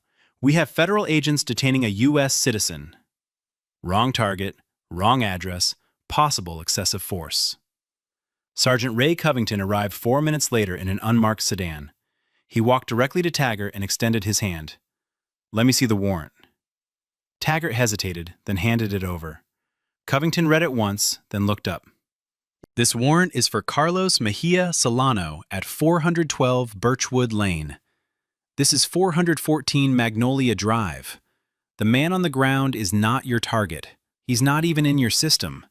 You have the wrong man at the wrong house. Release him. Now." Taggart didn't move immediately. He looked at Nolan. He looked at the other agents standing near the SUVs. He looked at Gwendolyn, still recording from her porch. At the neighbors now gathered on the sidewalk. At Sutton standing between him and the house, with her body camera blinking red. 11 minutes passed. 11 minutes in which a man whose citizenship, identity, and address had all been confirmed remained face down on his own property in zip ties. Then finally, Taggart pulled a blade from his vest and cut the ties. He didn't say a word. No apology, no explanation. He just cut the plastic and stepped back, as if releasing Elijah erased everything that had happened in the 23 minutes before it. Elijah stood slowly. It took him 3 attempts. His left leg, the one carrying 14 years of titanium and scar tissue, buckled twice before it held. The knee pressure from Nolan had driven directly into the old wound, and the pain radiated from his hip to his ankle in sharp, pulsing waves. His face was scraped raw on the right side where the concrete had ground into his skin. A cut above his left eyebrow had bled down past his jaw and onto the collar of his army t-shirt, which was torn at the shoulder seam. Both wrists were lined with deep red grooves from the zip ties, the skin broken in 2 places, blood already drying in thin streaks across his palms. He flexed his right arm and winced. His shoulder had been wrenched during the takedown and now hung slightly lower than the other. He stood there on his own driveway, surrounded by his own neighbors, in front of his own home, bleeding from wounds inflicted by men who had never once confirmed his name. The screen door flew open. Nyla ran to him barefoot across the concrete and wrapped both arms around his waist, pressing her face into his stomach, sobbing so hard her whole body shook. Elijah brought one arm around her and held her close. The other arm hung at his side because he could barely lift it. He didn't say a word. He just rested his chin on top of her head and closed his eyes. Gwendolyn crossed the street with tears streaming down her face. Franklin stood at the edge of the driveway, fists clenched, jaw tight. Other neighbors gathered on the sidewalk in bathrobes and work clothes, some holding coffee, some holding phones, all of them silent. Elijah's toolbox lay overturned near the truck bed, tools scattered across the driveway. His truck door was still open, the engine cold. He didn't look at the agents, didn't speak to them, didn't ask for an explanation or an apology. He just held his daughter. Officer Sutton approached quietly and stood a few feet away until Elijah opened his eyes. "Sergeant Drummond, I'm going to make sure every piece of this is documented. My body camera has been running since I arrived." She paused. "I'm sorry this happened to you." Elijah nodded once, but said nothing. Across the street, mounted beneath the eave of Franklin O'Sea's front porch, a Ring doorbell camera had recorded the entire encounter from start to finish. 23 minutes of uninterrupted footage. Every agent, every order, every second Nyla spent screaming behind that screen door. It had captured all of it, and it was already saved to the cloud. Gwendolyn Price uploaded her phone video at 9:14 that morning. She posted it without commentary, just a 12-minute clip titled, "They did this to a veteran on his own driveway." Franklin O'Sea uploaded the Ring footage an hour later, all 23 minutes, time-stamped and unedited. By noon, both videos had been shared thousands of times. By 3 p.m., a veterans advocacy page with over 2 million followers reposted the Ring footage with a single caption: "Purple Heart recipient, U.S.-born citizen, wrong address, wrong man, no apology." The clip exploded. By evening, the combined views crossed 2 million. By the next morning, they had passed 6. The image that defined the story wasn't the takedown or the knee on his back. It was a single frame from the Ring camera, pulled and screenshotted by thousands of people independently, as if they had all recognized the same unbearable detail at the same moment. In the frame, Elijah lay face down on the concrete, arms zip-tied behind his back, blood visible on his forehead. Behind him, the front door of his home was slightly ajar, and hanging from a bracket on the porch, directly above the scene, was an American flag, still and limp in the windless morning air. That image spread faster than the video itself. Veterans organizations issued furious public statements. 3 congressional offices released responses before lunch. Civil rights attorneys began calling Elijah's phone, leaving voicemails offering representation. Local news led with the story at 5 and 6. National outlets picked it up by the following morning. Anchors described the footage.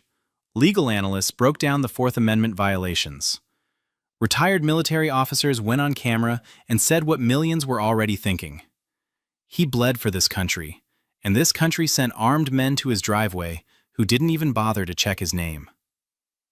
And in a quiet office inside ICE's Southeastern Field headquarters, someone pulled up the Ring footage on a government computer, watched the first 4 minutes, and immediately forwarded it to the regional director with a single line in the email. "We have a serious problem." ICE headquarters in Washington released a statement at 4:47 p.m. the following day, nearly 32 hours after the arrest. It was 3 sentences long. The statement described the incident as a procedural discrepancy during a routine enforcement action and said the agency was conducting an internal review. It concluded by affirming that all agents involved had followed standard operational protocol. There was no mention of Elijah's name, no mention of his military service, no mention of Nyla, no acknowledgement that the warrant had been for a different person at a different address. The statement read like it had been drafted by someone who had never watched the footage, or, more likely, by someone who had watched every second of it and understood exactly how much needed to be buried. That same day, Taggart filed his official incident report. In it, he described Elijah as initially uncooperative and stated that the subject failed to comply with verbal commands, necessitating physical restraint. He wrote that force used was proportional to the circumstances and consistent with field protocol for high-risk enforcement operations. Nolan filed his report the following morning. It echoed Taggart's nearly word for word, same phrasing, same structure, same calculated omissions. Neither report mentioned that the dispatcher had read back a physical description that didn't match Elijah. Neither mentioned Gwendolyn's repeated attempts to tell them they had the wrong man. Neither mentioned Nyla standing at the screen door. Neither mentioned the 11 minutes Taggart waited after Sergeant Covington told him to release Elijah. But the videos told a completely different story, and by that point, millions of people had already seen them. Within 48 hours, congressional inquiries began flooding into the Department of Homeland Security. 12 members of the House, 4 senators, and the chair of the Congressional Black Caucus demanded a formal review. The DHS Office of Inspector General opened an investigation. The IG team moved quickly. They pulled GPS logs from all 3 SUVs, confirming the vehicles had never been within 2 blocks of the correct target address. They pulled radio transcripts and found the dispatch correction Taggart had received and acknowledged 7 minutes into the encounter, a correction he never acted on for another 10 minutes. Then they pulled Taggart's phone. In his text messages, sent to a colleague 40 minutes after Elijah was released, was a single line that would later be read aloud in a federal courtroom.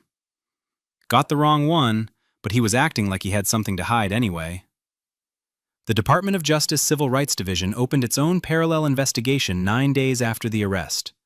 The lead was a senior trial attorney from the criminal section, supported by 2 FBI agents and a federal civil rights analyst. They were not there to review policy. They were there to determine whether federal crimes had been committed. Their first interview was with Elijah. He arrived in a pressed shirt, a folder of documents under his arm, and gave his statement with the same precision he had once used to deliver field reports under fire. He provided timestamps down to the minute. He recalled exact phrases, who said what and when. He described the location of each agent on the driveway, the angle of his body when he was taken down, the point of contact where Nolan's knee met his shrapnel wound. He described Nyla's position at the screen door and the moment the third agent looked at her and walked away without speaking. He did not raise his voice. He did not editorialize. He delivered the facts like a man who had spent his life in environments where facts were the difference between living and dying. The investigators then interviewed Gwendolyn Price, whose video had become the most viewed clip associated with the case. She described what she saw from her porch and repeated Taggart's words exactly. A lot of people claim things they're not. Franklin Osei provided the ring footage directly from his cloud account and confirmed the timestamps. Officer Janelle Sutton gave a detailed statement corroborated by her own body camera footage. 6 additional neighbors provided statements, all consistent, all describing the same sequence of events from different vantage points. Then the investigators subpoenaed ICE internal records. What they found went far beyond one morning in Columbus. Taggart's unit had accumulated 14 formal complaints of wrongful detention in just 3 years. The targets were disproportionately Black and Latino U.S. citizens and legal residents. 7 of the 14 complaints involved operations conducted at addresses that did not match the warrants being executed. In each case, the agents had detained individuals based on proximity and appearance rather than verified identity. Not one of the 14 complaints had resulted in discipline. Not a single reprimand. Not a single retraining order. Not a single suspension. The pattern was unmistakable. This was not a one-time mistake made by a careless agent on a Tuesday morning. This was an institutional failure, built on speed, protected by silence, and enabled by a system that treated zero accountability as standard operating procedure. Elijah chose his attorney carefully. He didn't go with the first name on the list or the loudest voice in his voicemail. He chose Constance Adeyemi, a former federal prosecutor who had spent 8 years inside the Department of Justice before leaving to represent the people the government failed. She had built a reputation on cases no one else wanted to touch, suing federal agencies, challenging qualified immunity, and winning settlements that came with structural reform attached. She didn't take cases for headlines. She took them for precedent. When she sat down with Elijah for the first time, she listened for 2 hours without interrupting. Then, she told him what she intended to do. Within 3 weeks, Adeyemi filed a federal civil rights lawsuit in the United States District Court for the Middle District of Georgia. The defendants named were Supervisory Deportation Officer Vincent Taggart, Field Agent Brent Nolan, 4 additional agents present on the driveway that morning, the director of ICE's Southeastern Field Office, and the Department of Homeland Security itself. The complaint ran 47 pages. It alleged unlawful arrest without probable cause, excessive force in violation of the Fourth Amendment, racial profiling, intentional infliction of emotional distress on both Elijah and his minor daughter, and negligent supervision by the field office and DHS for failing to discipline or retrain agents with documented histories of civil rights violations. Adeyemi subpoenaed Taggart's full disciplinary file. What came back confirmed what the DOJ investigation had already begun to uncover, but in sharper, more damning detail. The 7 prior complaints were laid out in full. One involved a 24-year-old Latino legal resident detained during a workplace raid despite presenting a valid green card. Another described a black mother of 3 pulled from her vehicle at a gas station while her children sat in the back seat. Agents held her for 45 minutes before confirming she was a U.S. citizen. But the worst was a case from 2 years earlier. A 70-year-old black man named Cornelius Beckett, a retired postal worker and U.S. citizen born in Macon, Georgia, was picked up during an enforcement sweep outside a bus station. He was transported to a federal detention facility 90 miles away. He told every person who would listen that he was an American citizen. No one checked for 9 hours. When they finally ran his information, they confirmed he was exactly who he said he was. He was released without explanation. The complaint on that case had been reviewed and closed with 3 words written at the bottom of the file: no action required. Adeyemi included every word of that case in her filing. She wanted the court to see not just what happened to Elijah Drummond, but what had been allowed to happen to others before him, and what would keep happening if no one was held accountable. The case reached Congress 5 weeks after the lawsuit was filed. The House Judiciary Subcommittee on Immigration and Citizenship announced a formal hearing on ICE enforcement practices, and Elijah Drummond was invited to testify. He arrived in Washington on a Tuesday morning wearing a dark suit, a pressed white shirt, and his Purple Heart pinned to his left lapel. He sat at a long wooden table facing the committee, a microphone in front of him, cameras behind him, and a room full of staffers, reporters, and spectators watching from every seat. He did not bring prepared remarks. He spoke from memory, the way he had given field reports for 14 years. He described the morning simply and completely: the toolbox, the SUVs, the agents, the orders, the takedown. He described the concrete against his face and the zip ties cutting into his wrists. He described the knee on his shrapnel wound and the way his vision blurred from the pain. He described asking them to check his ID and being told to shut up. Then he paused. He looked directly into the camera and described his daughter. He described Nyla standing at the screen door in her pajamas. He described the sound of her screaming for him while armed men held him on the ground. He described the agent who walked to the door, looked at her, and turned away without a word. The room was silent. No one moved. No one typed. Then Elijah said, "I bled for this country in Fallujah. I left pieces of myself in the sand so that families like mine could be safe at home. And I came home, and this country sent armed men to my driveway to treat me like I didn't belong here. Like I wasn't American enough. Like my citizenship needed to be earned twice because of the color of my skin." A committee member turned to the acting ICE director, seated at a separate table across the room. How was this allowed to happen? The director adjusted his microphone. He spoke about operational protocols, about ongoing internal reviews, about the agency's commitment to accountability and professionalism. He used the phrase "standard procedure" 3 times. He did not say Elijah's name. He did not mention Nyla. He did not answer the question. Clips of Elijah's testimony were posted online within the hour. By evening, they had been viewed over 8 million times. The image of a Purple Heart veteran sitting calmly before Congress, describing how his own government treated him like a criminal in front of his child, became the second defining frame of the case. The first was the flag above the driveway. The second was the medal on his chest. And neither one could be explained away. The federal grand jury returned indictments 6 weeks after the DOJ investigation concluded. Supervisory Deportation Officer Vincent Taggart was charged with 2 counts of deprivation of rights under color of law, under 18 U.S.C. Section 242, and 1 count of filing false statements in a federal report. Field Agent Brent Nolan was charged with 1 count of deprivation of rights and 1 count of accessory to false reporting. Both men were arrested on the same morning, Taggart at his home in Hinesville, Nolan at his apartment in Savannah.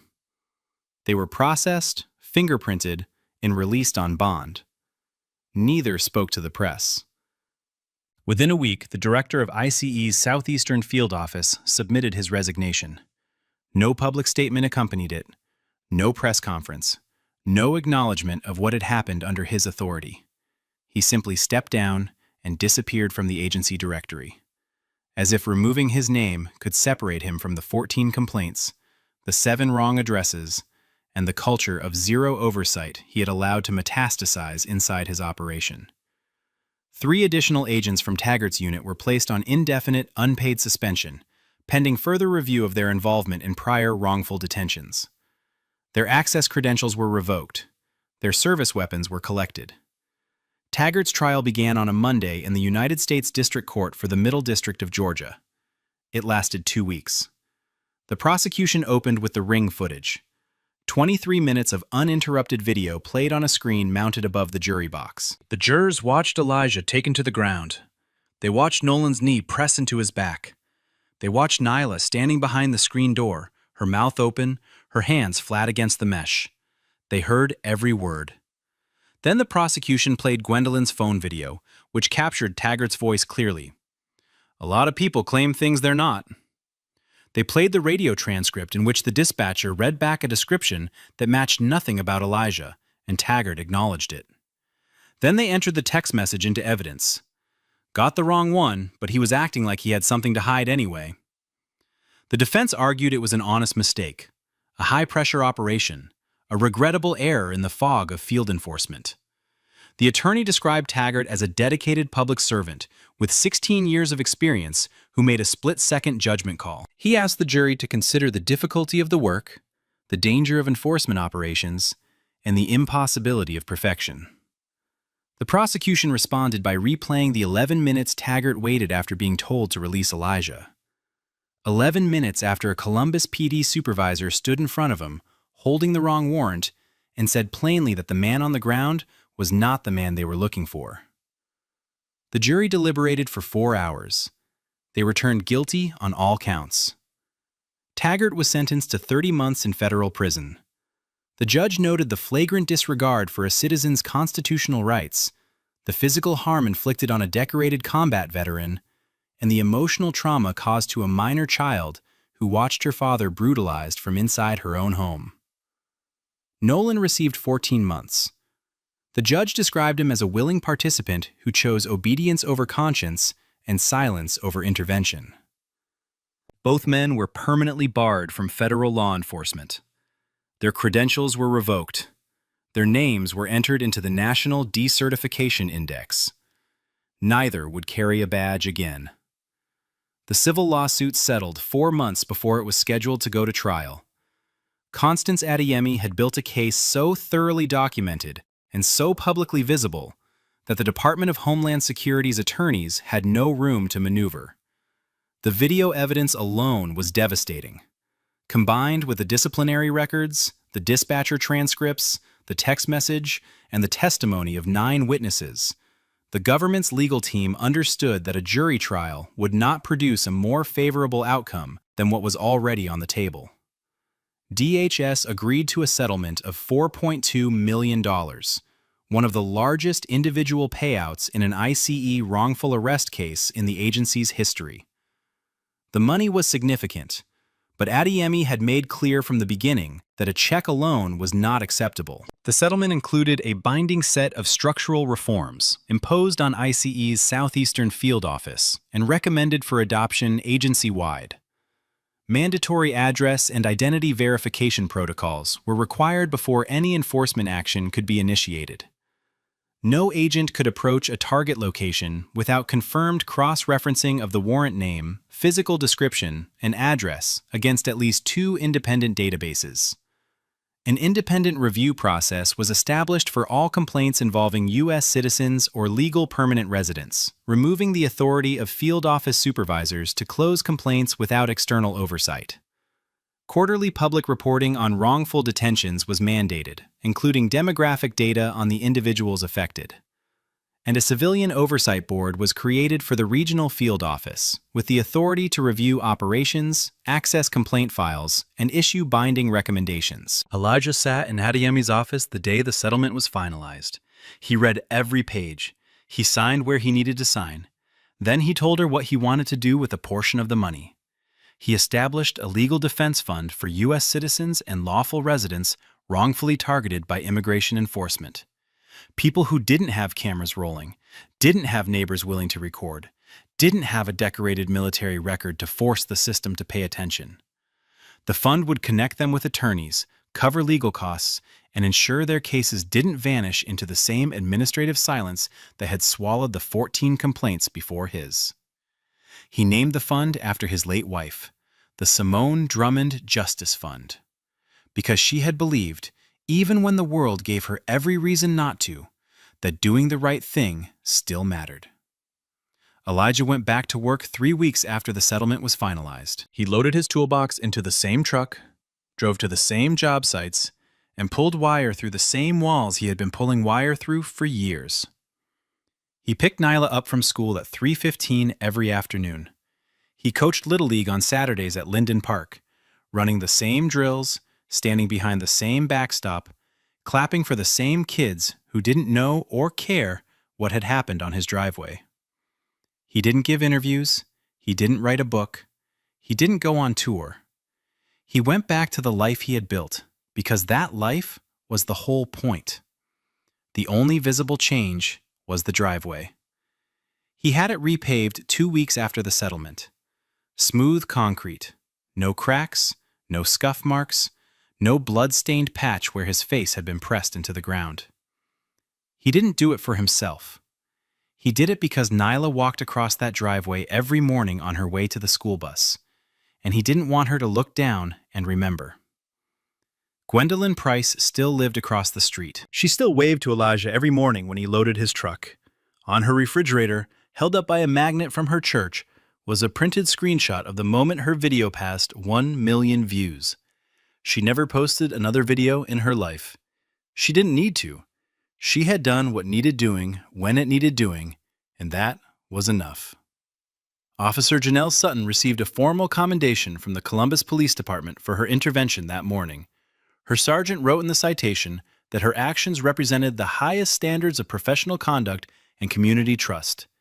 She never spoke publicly about the case, but at the next Little League game, she sat in the bleachers behind home plate and watched her son take the field, coached by the same man she had found face down on his own property, and she knew exactly what her badge was supposed to mean. Vincent Taggart served his 30-month sentence at a federal correctional facility in Jessup, Georgia. His former profession earned him no respect inside those walls. He kept to himself, filed no appeals, and made no public statements. When he was released, he left the state. His name returned nothing in law enforcement databases except a revoked credential and a case number. Brent Nolan served 14 months at a minimum security facility in Montgomery, Alabama. After his release, he left law enforcement entirely. He never applied for another badge. He moved to a small town in North Florida where no one knew his name and no one had seen the video. The ICE Southeastern Field Office underwent a full restructuring in the year following the settlement. New leadership was installed. Verification protocols were implemented. The Civilian Oversight Board held its first meeting 60 days after the agreement was signed. Complaint files that had been closed without action were reopened and reassigned to independent reviewers. Quietly, without ceremony, a training bulletin began circulating through DHS offices nationwide. It was one page. At the top was a still frame pulled from Franklin Osei's Ring camera. In the image, a man lay face down on a concrete driveway, wrists bound behind his back. Through the open front door of the house behind him, the edge of a framed Purple Heart certificate was visible on the hallway wall. And in the screen door, backlit by the glow of a kitchen light, was the silhouette of a small child, hands pressed to the mesh. Beneath the image, in plain black text, were 9 words. Verify before you act. This is what failure costs. No names were printed. They didn't need to be. The careers were already gone. Elijah Drummond never spoke publicly about the case again. He didn't need to. The footage spoke for itself. Now, watching footage like this, it can really stick with you, right? Some of these clips stay in your head, especially late at night when you're trying to fall asleep. And speaking of sleep, a lot of you have told me you're waking up at 2 or 3 a.m. and just lying there, can't shut your mind off, and the next day you're dragging through everything. I came across a simple 21-day sleep guide that's helped thousands of people fix exactly that. No pills, no apps, no gadgets. Just a step-by-step plan that actually works. It's only $15. I put the link in the description if you want to check it out. All right, I'll catch you in the next one.